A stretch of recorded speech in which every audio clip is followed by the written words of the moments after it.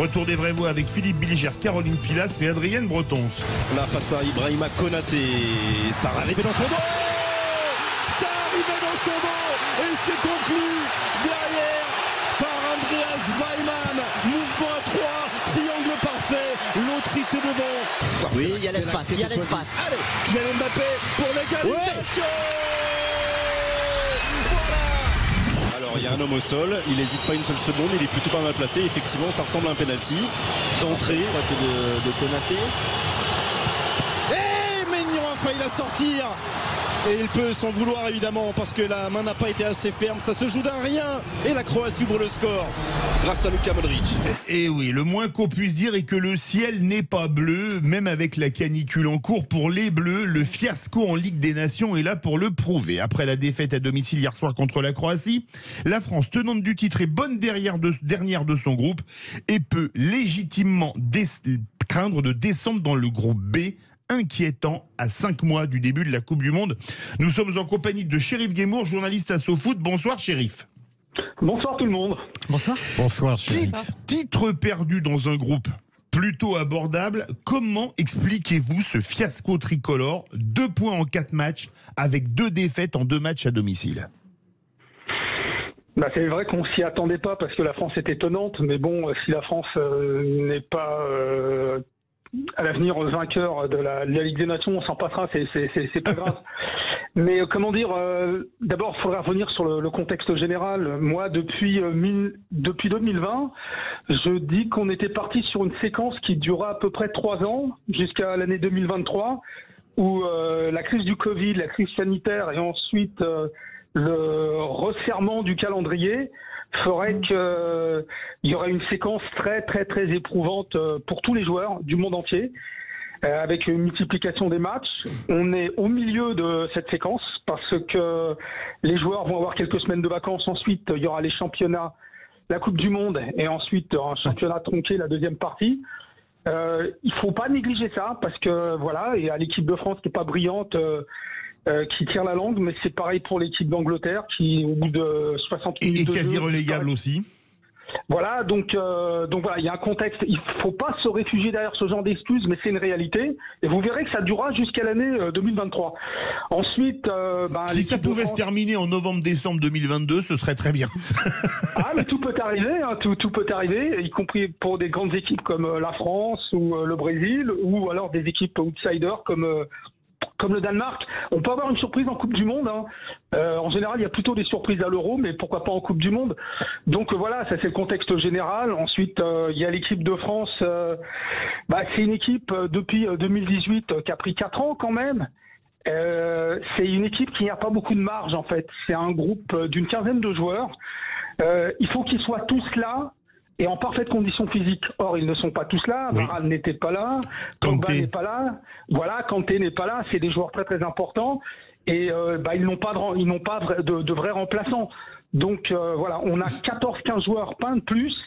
Il faut qu'ils soient tous là et en forme. Et ils n'ont pas été là. Et puis ils n'étaient pas trop en forme. On va échanger avec les vraies voix, Chérif. Philippe Bilger. Chérif, 2 questions un peu provocatrices. La première, vous êtes un vrai hooligan. J'ai été frappé de voir qu'il n'y a pas eu de réelle indignation à la suite de ce piètre parcours de l'équipe de France. Tout de même, c'est très médiocre. On trouve ça presque normal. Deuxième question, moi je suis assez scandalisé par le fait que j'entends Didier Deschamps dire « Ah, ils sont fatigués, ils sont épuisés, il faut qu'ils vident la tête ». Est-ce que lorsqu'on a des joueurs comme ça privilégiés, on ne pourrait pas exiger d'eux qu'ils se battent jusqu'au bout? C'est tout de même se moquer du monde. Qu'est-ce que vous en pensez, Chérif? Alors, je ne serais pas entièrement d'accord avec vous sur l'attitude de Didier Deschamps qui est resté évidemment, qui a défendu ses joueurs. C'est de bonne guerre. Oui. Mais je pense que par rapport à pas mal de joueurs, il a laissé entendre quelques phrases sibyllines. Hein, j'ai plus l'exemple en tête, mais il a été énormément déçu, par le comportement de certains joueurs. Alors évidemment, il allait pas les descendre en public, mais clairement, il y a des joueurs qui n'ont pas marqué des points, qui se sont pas révoltés, comme vous dites, et je suis sûr que Didier Deschamps va en tenir compte. Mais il était obligé de les défendre. De toute façon, c'est le rôle d'un sélectionneur. Hein. C'est le rôle d'un sélectionneur, ouais. Mais moi, personnellement, quand on connaît la mentalité, l'exigence de Didier Deschamps, surtout, comme il le dit lui-même, à certains joueurs, il leur a accordé beaucoup plus de temps que d'habitude. Et s'ils n'ont pas su se montrer à la hauteur, je ne sais pas, par exemple, l'attitude d'un Rabiot, là je suis entièrement d'accord avec vous, on attend beaucoup plus d'un Rabiot en équipe de France. Et là, il a été plus que dilettante.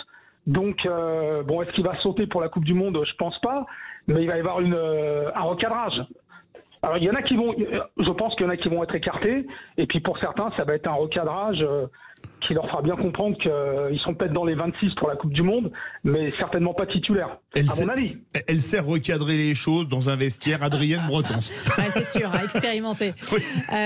Non, une question de néophyte. Vous dites souvent, Robert, muscle ton jeu. Vous avez souvent dit ça, comme Robert Pires, comme Aimé Jacquet avec Robert Pires. Non, mais une question de néophyte, hein, j'avoue, et dans le prolongeant de la question de Philippe, est-ce qu'on peut penser qu'il y a une part de tactique de la part de Deschamps en se disant, voilà, ce que vous avez dit, un resserrement du calendrier, la période Covid, donc tout ça a été difficile pour les joueurs, donc je ne les pousse pas trop dans ces matchs-là pour les préserver pour la Coupe du Monde. Est-ce que c'est une possibilité?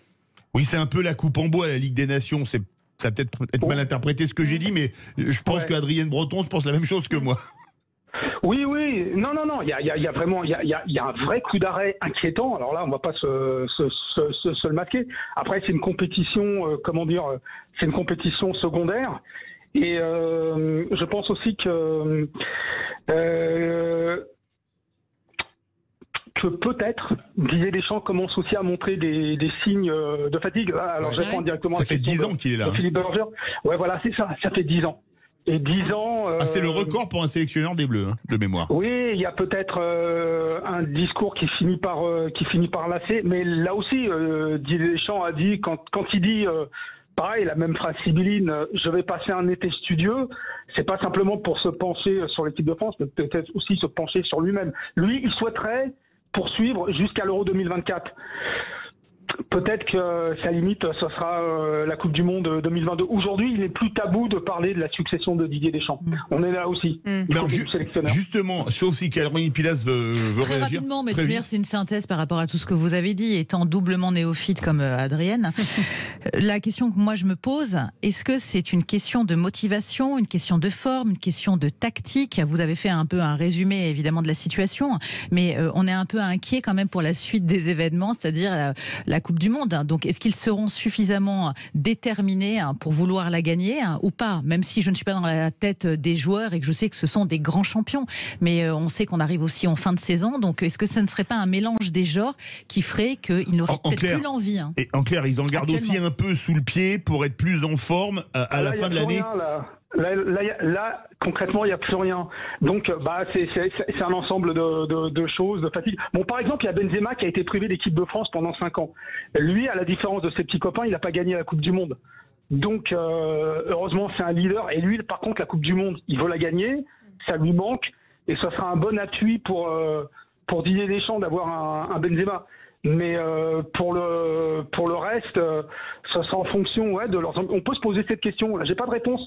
Peut-être que... Je voudrais vous poser une question, Chérif. On parle des joueurs qui ont déçu.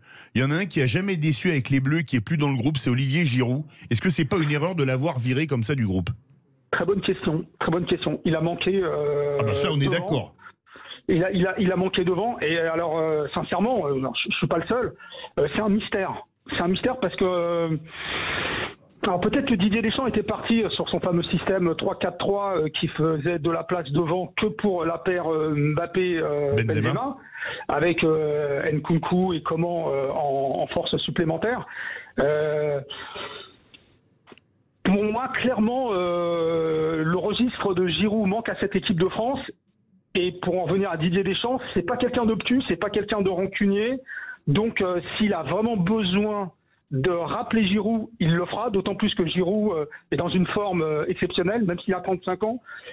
Mais par contre, il va rester très très peu de temps pour le rappeler. Ce sera septembre ou pas du tout. C'est ça. C'est un mystère. Je ne sais pas et personne ne sait. Donc voilà, je ne peux pas vous éclairer plus, mais la question mérite d'être posée. Parce que Giroud fait énormément de bien à l'équipe de France. Eh bien écoutez, on est bien d'accord là-dessus, mon cher Chérif Guémour. Donc Giroud revient. Merci beaucoup, Chérif Guémour, journaliste à SoFoot. Je suis sûr que Philippe Bilger est d'accord avec moi d'ailleurs. Absolument. Mais je me demande si certaines personnalités ne sont pas refusées pour d'autres choses que le foot. Bah ça, on suivra ça de près. Tout de Et suite. Giroud, Notre grand débat. Le Front républicain contre le RN signifie-t-il encore quelque chose? Vous êtes 95,7% à dire non. Et on va en débattre avec Bruno Cotresse, politologue.